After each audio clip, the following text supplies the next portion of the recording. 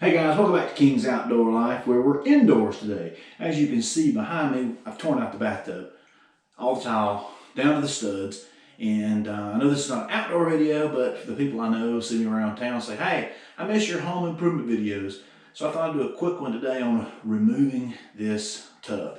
So I found some cell phone footage before that intro was filmed so you can see where we started.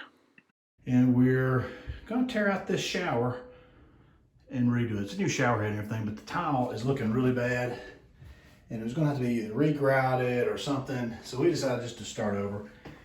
And look, I started tearing it out, and that is a wood backer board. So instead of a concrete backer board, it's wood backer board. So we're going to tear this out and put in a new one. And I'm not going to do a how-to, but I'll do a little bit of that. You can at least see it.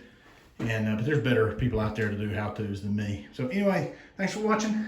Come along with this project and we'll see you around. Video is just easier. I'm going to dig out the tile. There's 2 layers of tile. I'm going to dig that out so I can get the tub out.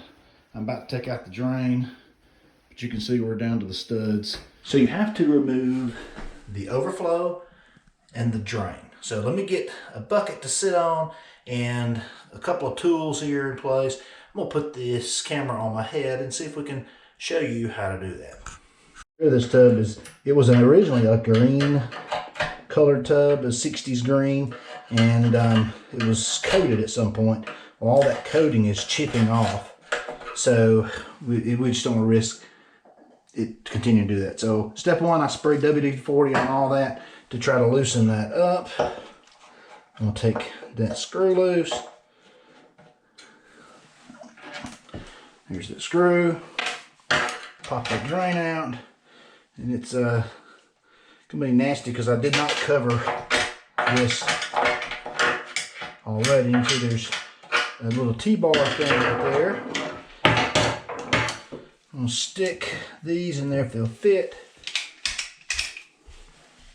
These won't fit. I have to go.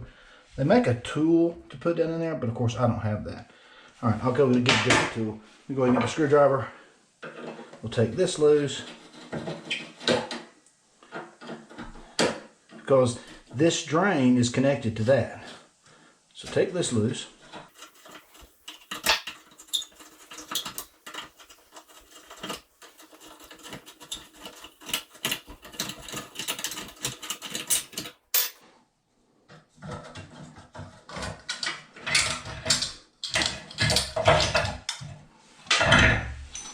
There's that.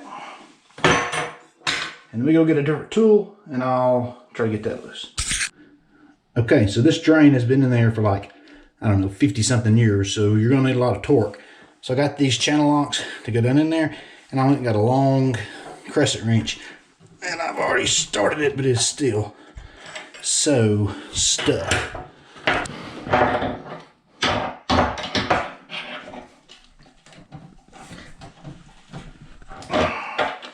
I hope just the top is turned.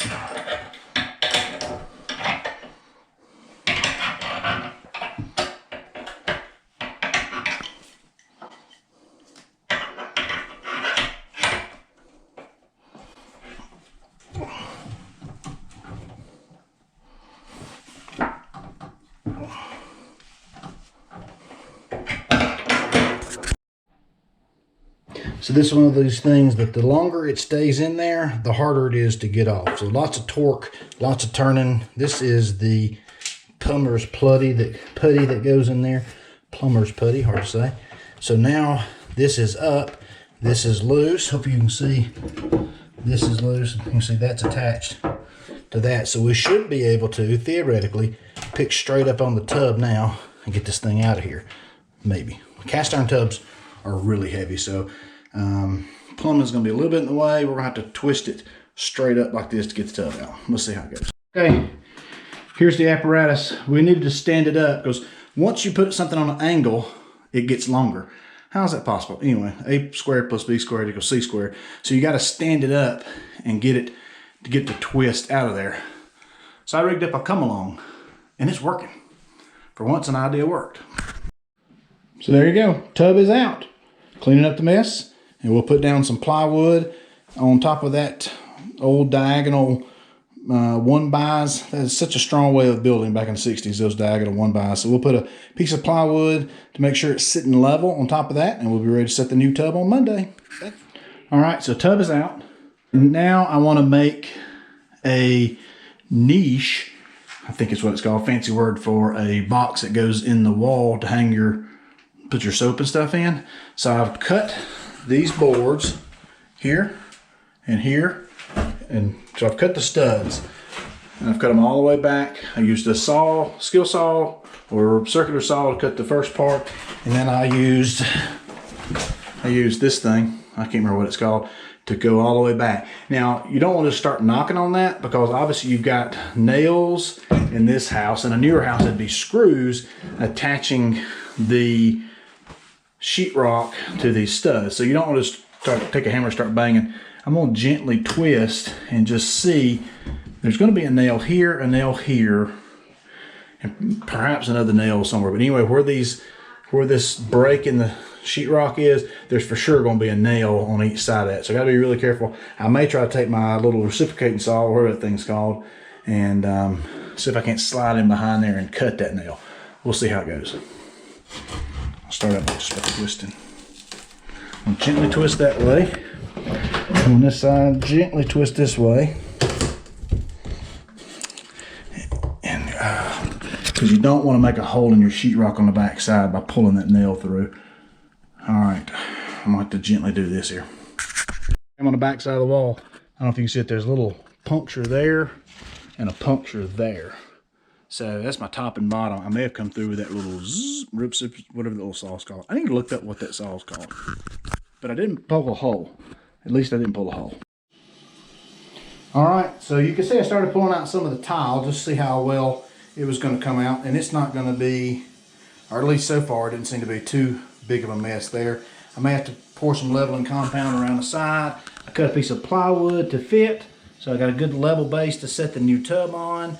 And I'm going to let the plumber and or the tile guy tell me to put another piece of plywood on top of this one. I've got enough, but you can see I formed up the niche, finished taking out those 3 studs.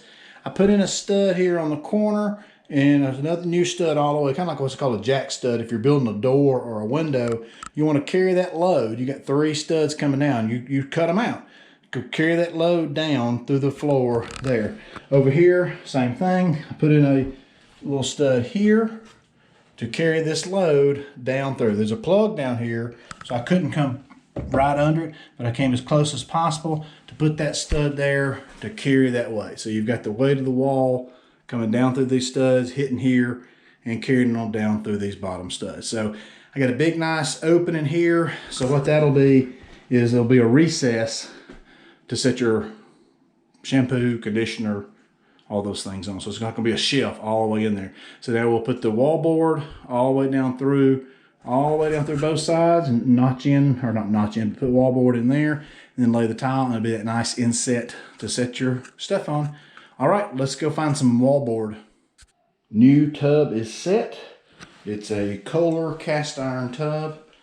Got the shower valve all plumbed in, the drain and all plumbed in. I hired a plumber to come do that. I just couldn't risk me making a mistake that I didn't know and it rotting out the floor later. Now's the time. If you're going to make any changes to something like this while you got the wall pulled out, obviously now's the time to do it. Because after you get the tile up, they would have to come in from behind and come through that back wall of the closet. So not a good plan. All right, next step is to get the prep work done for the tile man. So I got lazy with my videoing, but here's a picture of the wallboard. I went with this stuff called Go Board. It's got a fiberglass materials, waterproof board. It's a whole lot easier to use than what used to be called Durock, or it was a hard, heavy material. This stuff is very light, very easy to cut, and you can put it in there.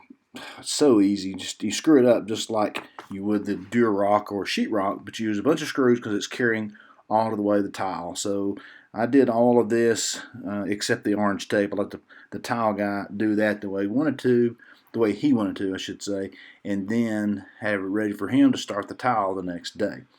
So you can see when they start the tile, you can see the laser setup they got. That way they be sure to put the laser line up there. You got a horizontal level, vertical level, and they lay the tile off of that. So I hired a guy to be sure it was right, just because I just didn't feel comfortable doing this kind of job myself. They did a great job. And here's your after. Tile floor turned out great. New toilet, all the bathtub, white tile subway with the white grout. And look at the niche. Didn't it turn out great? You got all the room in the world for all the necessary bottles of shampoo, conditioner, or any other condiment you want to put in your shower. Hey, thanks for watching. Be sure, if you haven't already, subscribe, click like, and we'll see you on the next one.